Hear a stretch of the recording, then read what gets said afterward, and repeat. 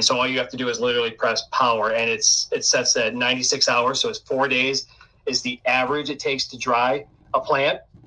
And I'm telling you, it preserves your terpenes because you're not exposing your bud to oxygen. Oxygen is the most destructive gas on the planet.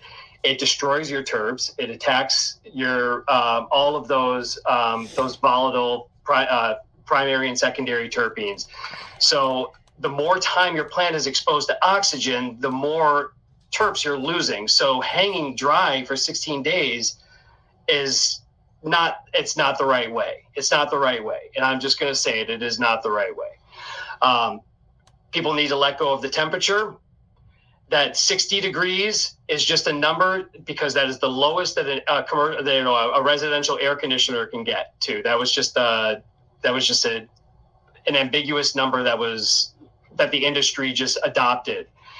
And I think as soon as we let go of that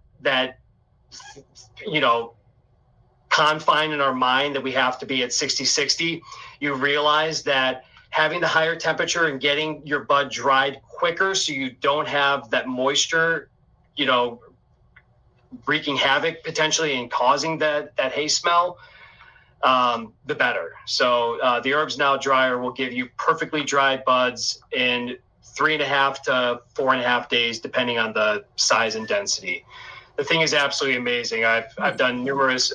So let me tell you, I won second place at the Build a Soil Living Soil Cup with flower that I dried in the dryer 4 days prior to going to the event. So it was in a jar for 4 days before I went to the event after harvesting. Okay.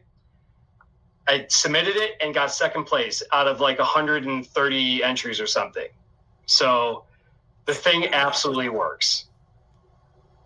Really? Did you cure any of that bud that we smoked in Mocanifest with that all of it dryer? Everything was in that dryer. Okay, all right, everybody. I can attest to this. I had no fucking idea. There was no hay smell, like you said. Smelled dank as fuck. Usually, people say that if you had to dry 4 days dry, that you would get that hay smell, or you would get some fucking, you would get a harsh taste, all that shit. But I did not. So all you have to do is literally press